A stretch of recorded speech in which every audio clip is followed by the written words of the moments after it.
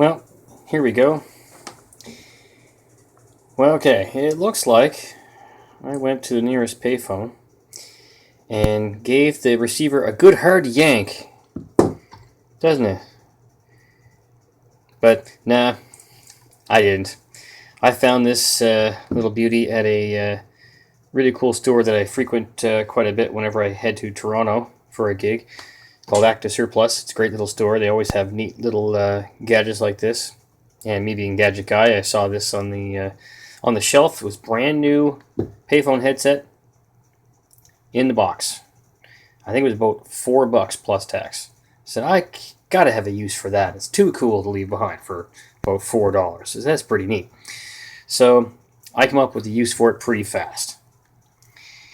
Now, I've already been using this for this use, but I dismantled a little bit of it for your viewing pleasure, so I could do a little DIY tutorial on how I came across this great use for this.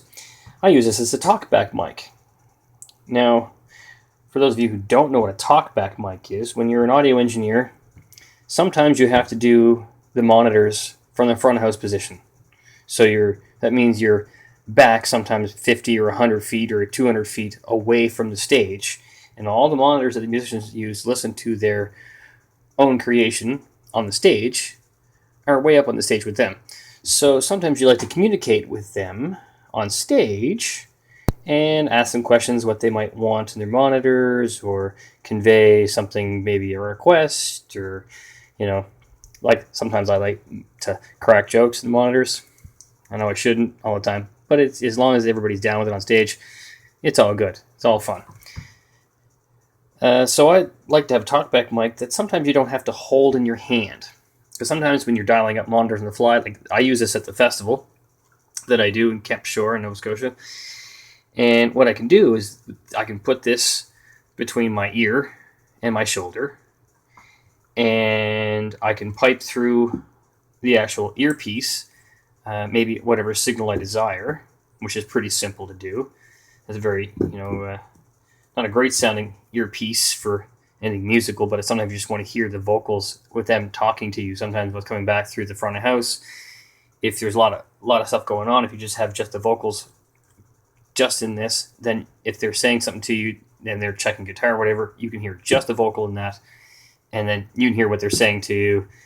Or sometimes you might have them muted in the main speakers, and this might have the vocals running to it, so you can hear what they're saying without having to worry about headphones on your head. You can say, okay, I know what you want, big time. You can communicate through the mouthpiece, and all is good.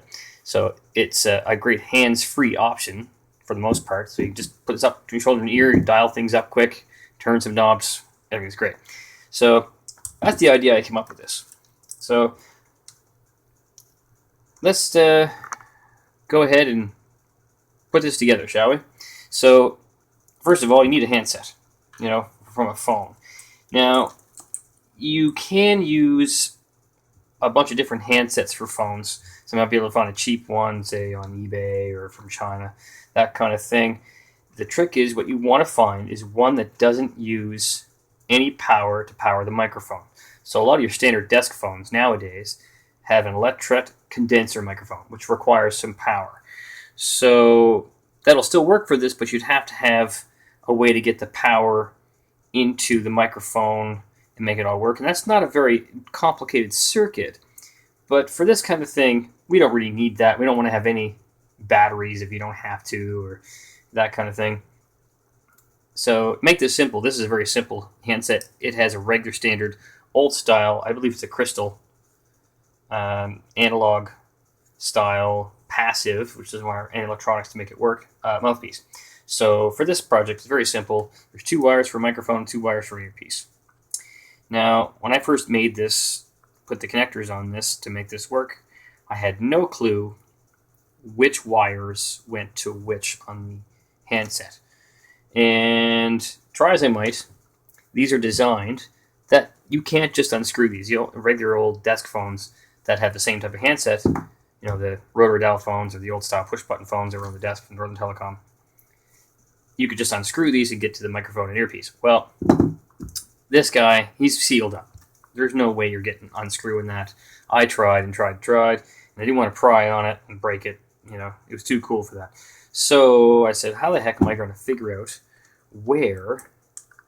which is the speaker, which is the microphone? Well, I did something pretty simple.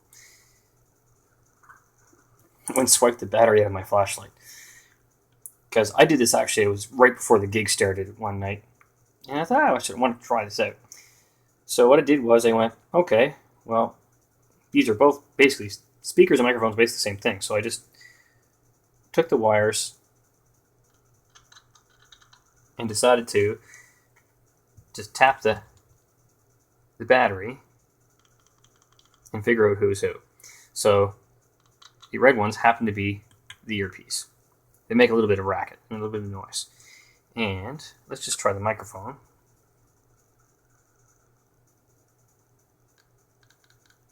That one is the microphone, which is actually speaker, microphone, same thing. Both transducers. So that's how you figure out who's who. So this is the microphone, and this is the speaker or the earpiece.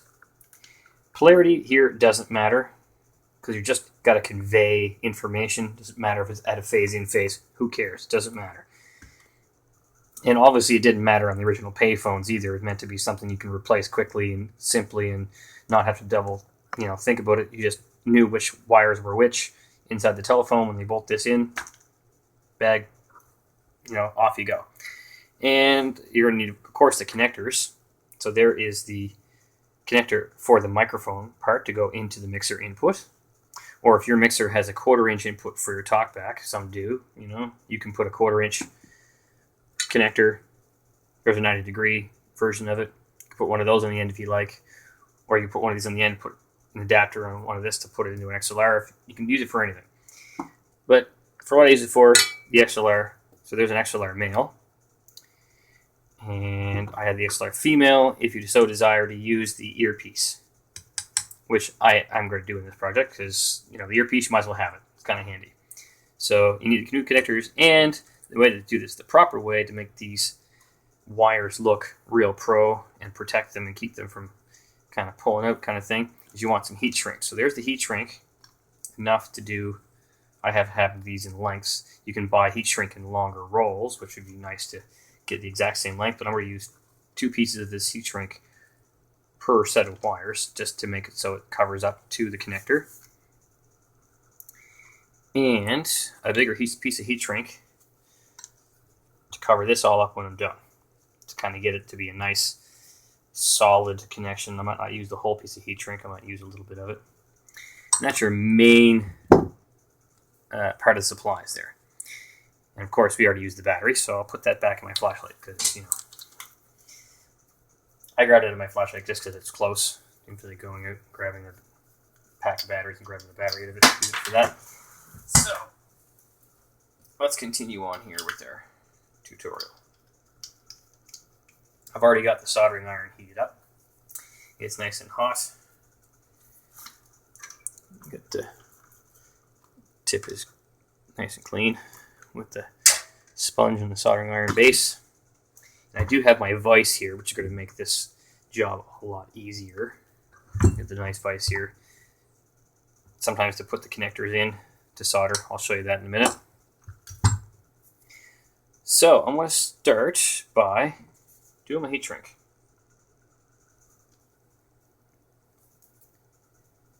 So, fire a bit of heat shrink on there. Pretty simple little setup. Of course, you could set the dropsies sometimes. Better the dropsies.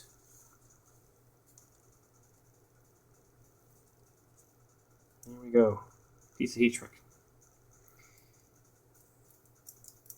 Now, what I'd like to do with these, put another piece on the other set of wires.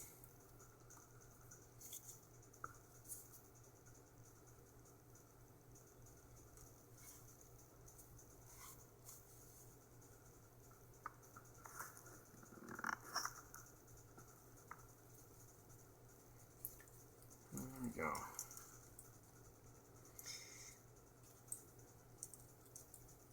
Here's a good start. Now, I don't have a heat gun. Heat guns are noisy. And I don't like using open flames a lot for this because sometimes I can get melt insulation on cabling. I like to use my soldering iron to heat the heat shrink. Sometimes it works pretty well, especially when I'm doing something you already got the soldering iron hot.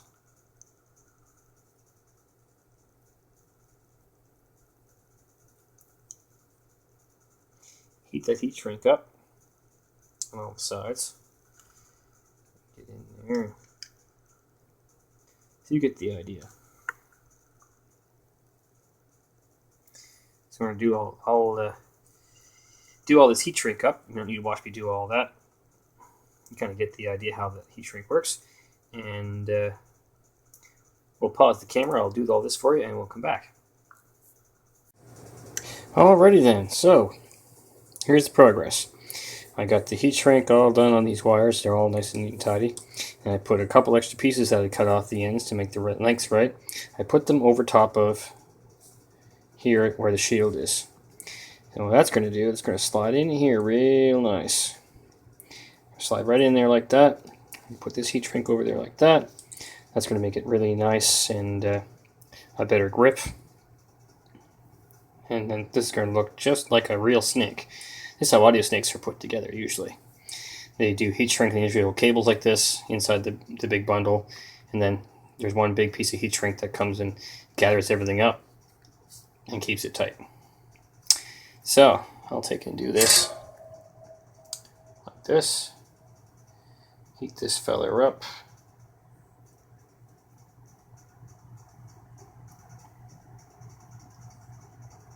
I said the heat gun might be a little easier for this.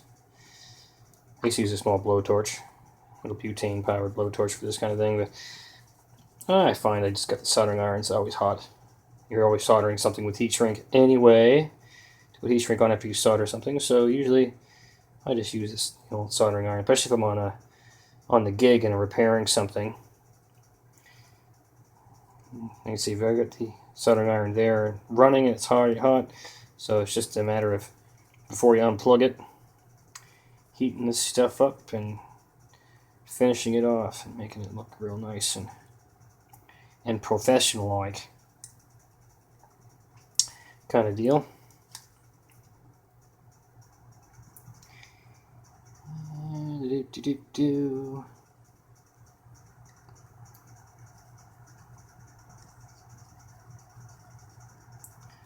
Just like that. Heat shrink's one of those fun things. I remember when I first saw heat shrink, I was like, what do you do with that? As a little kid. And somebody showed me what you do with it. I was like, that's the neatest thing ever. And you can find so many different uses for it, other than just wires. In the when you're doing refurbishing of saxophones and flutes and woodwinds, all alike, I think that heat shrink is used a lot for putting on parts that rub that are round, because you can't really glue cork to something that's round. It doesn't really work so well. So you put a piece of heat shrink on it, when it slides against another piece of metal, it doesn't click. It's a very stiff thing that doesn't have as too much give to it. So there's lots of other uses for heat shrink.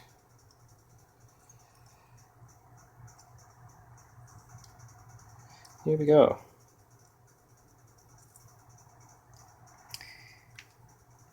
So now we got this all done. What we're doing, we're going to go grab the vise and get it situated, and we'll get into some soldering. Now here's a time-saving tip when you're putting cabling together. This is part of the connector. It screws on here. Always put this little fella on before you solder it.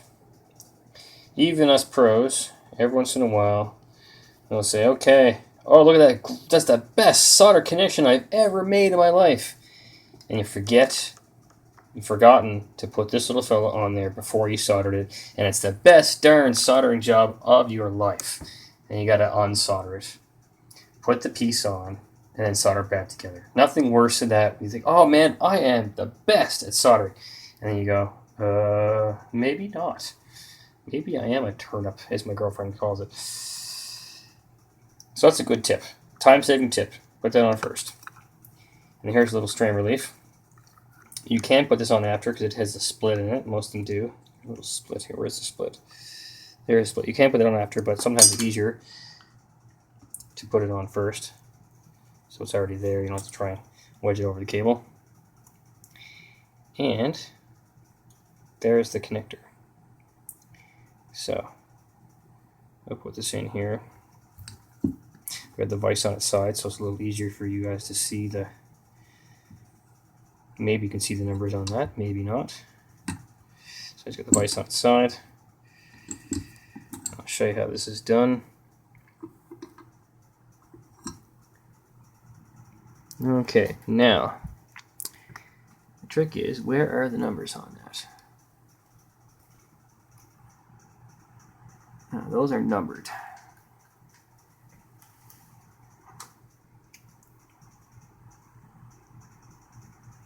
Alright, so I've got the number code. So this is pin 2, this is the positive or the hot. That's pin 3, the negative or the neutral, and there is the ground. So in this kind of setup, since we don't have a full balancing transformer and like that for this little guy, what we're going to have to do is we're going to have to make a little wire jumper to go from this pin to that pin. So pin 3 to pin 1. That makes it unbalanced, but it'll still work as a microphone. Because actually most microphones, like a Shure SM58, it's actually wired that way inside the microphone itself. There's actually a little jumper in there sometimes that wires off of those. So there's the positive wire, and there's our negative and the ground jump together. That makes it all work. And since we only have 2 wires, that's what we've got to do. So I'll show you how we make a quick jumper. Make these really quick. Little piece of this about a 22 gauge wire kind of thing. I just stripped the jacket off a short piece. Hack that off.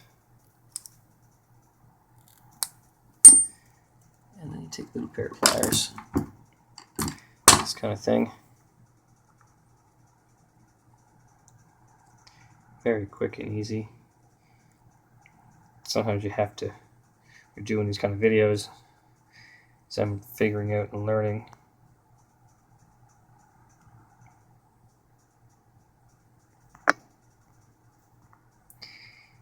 Is how to do these videos looking through the viewfinder of your camera or your screen on the phone that you're using to film with.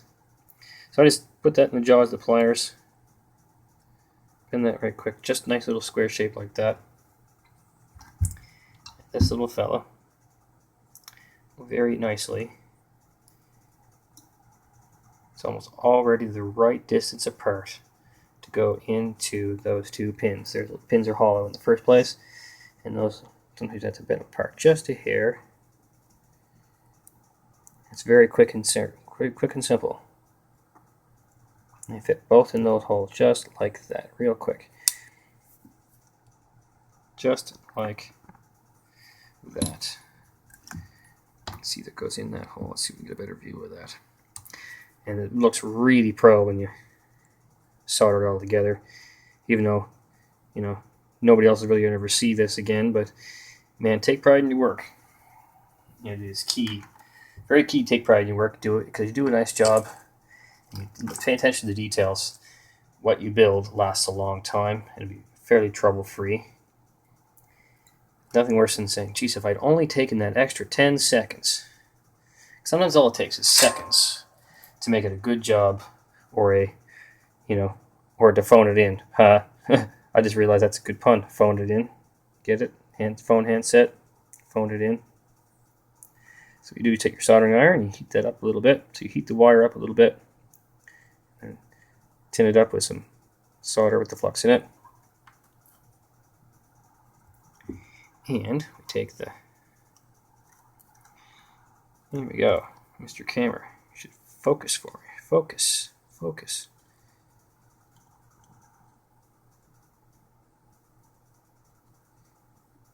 That connector up just a hair. Sometimes you have to get a little solder on it just to get it so it Has a little better heat transmission to the piece you want to connect. Now these pins, you don't want to heat them up too much. Only enough to solder them, and don't put too much heat for them for too long, because what can happen is you can melt the plastic that holds that pin in, that connector, and make a real mess of it.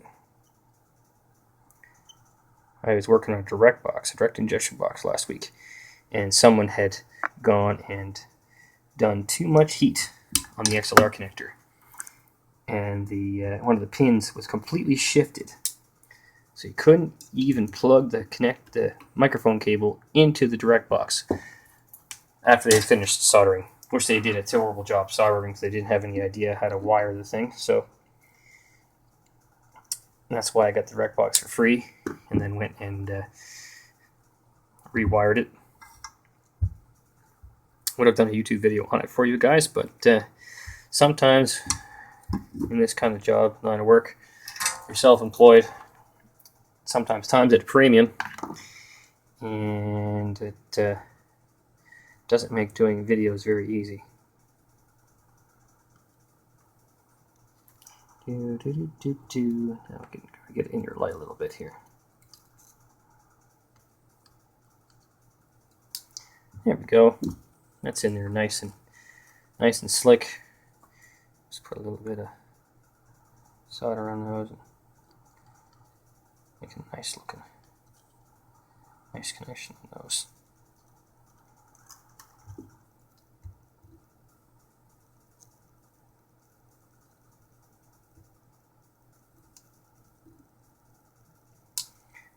Presto.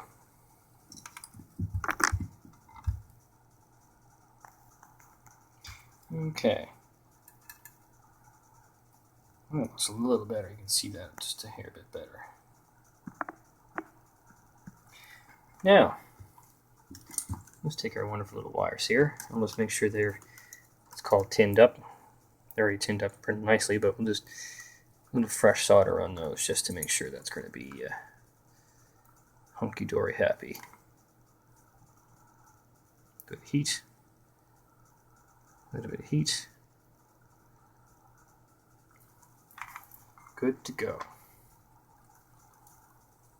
And double check to make sure we've got the plastic part on there.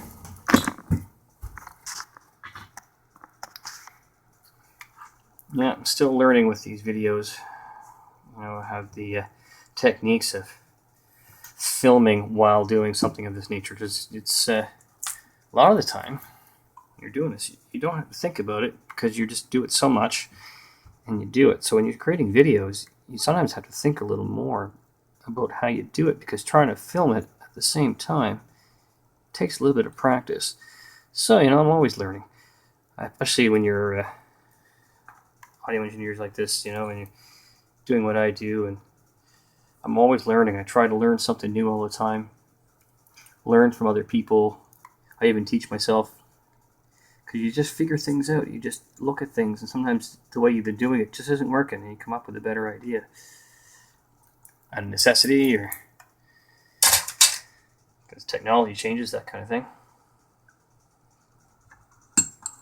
Okay, so there we go, a nicely soldered connector, ready to go. Goes in there like that. This goes on like that. These little jaws squish into that connector. We may need to put another piece of heat shrink on that, where those jaws connect, to make it a better grip of those jaws. So what we do is we just I put another piece of heat shrink on there previously. I was doing the rest of the heat shrink. So what I'm going to do is this kind of thing.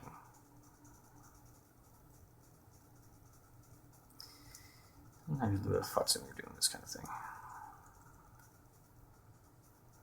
Measure where the jaws are.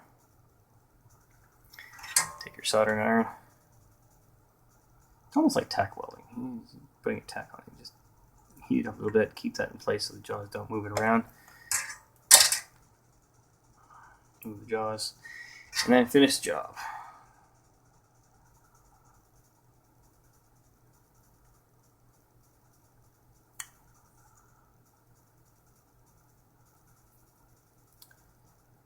Presto, changeo. There you go. Something for those jaws to grip too. Keep that from pulling out. This guy goes like this. This guy goes like this. Now, sometimes you have to do a little finagling with these connectors. So this little notch in the top here is opposite pin 3 here, so that goes up like that. And you can see these little grooves in here. And that just goes in like that. There's a little groove on the knot on the jaws. In like that. Presto. Okay, so there is our one side finished product. What I'll do is I'll get a little closer to the other connector being ready to go, and I'll bring you back when I'm a little closer to the other connector being ready. Alrighty, I've got it all prepped. I've got my jumper all in there and everything's soldered nicely, soldered real quick. I've got my wires all tinned. I've got my part of the connector already on the cable, so I don't feel like a boob when I get everything nicely soldered how I want it.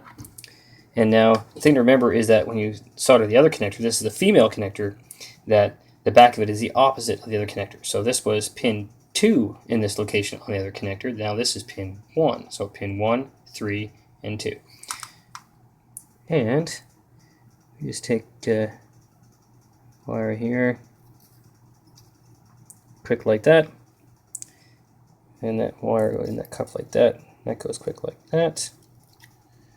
Nice and shiny, nice and quick. Great solid connection. Just like the factory.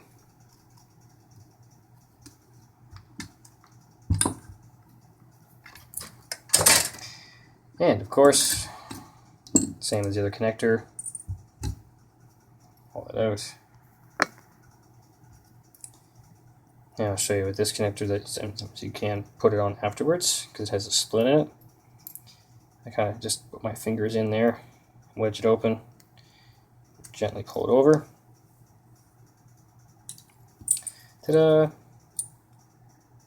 Now I like to do these upside down like this, so the notch is usually on top. There's a piece on here, I like to do these upside down. That little push button has to go there, so this goes like this. You line it up, kind of get a little twist to find the grooves where they are. See that? You hold it up like that with the pin down, jig a little bit.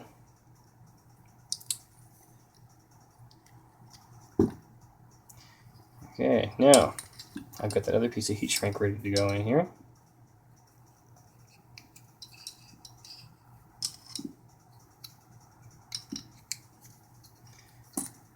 Let me get it through. There it is. Another piece of heat shrink. Same as the other one. Little finagling.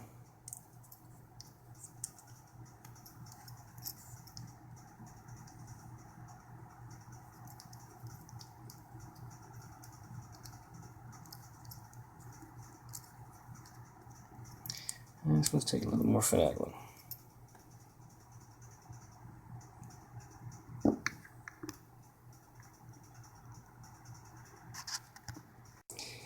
There you go. Nice pro look. Nice and strong. Talkback mic. Real elegant, real cool. Everybody think you're the man or the woman. If there are female techs out there, and some great ones. I've met some great ones that ever think you're pretty cool when you're sporting something like this on the gig. Hey, where'd you get that? Oh, I made that, man. I made that. Yeah, pretty cool. Well, thanks for watching, and hope you enjoyed this nice tutorial. There's lots more to come. I do lots of this stuff all the time. And remember, like, subscribe, and feel free to leave comments. I love comments. Makes my day to hear from you guys. So there you go. Coolest talk Mac bike in the world so far. Rock on.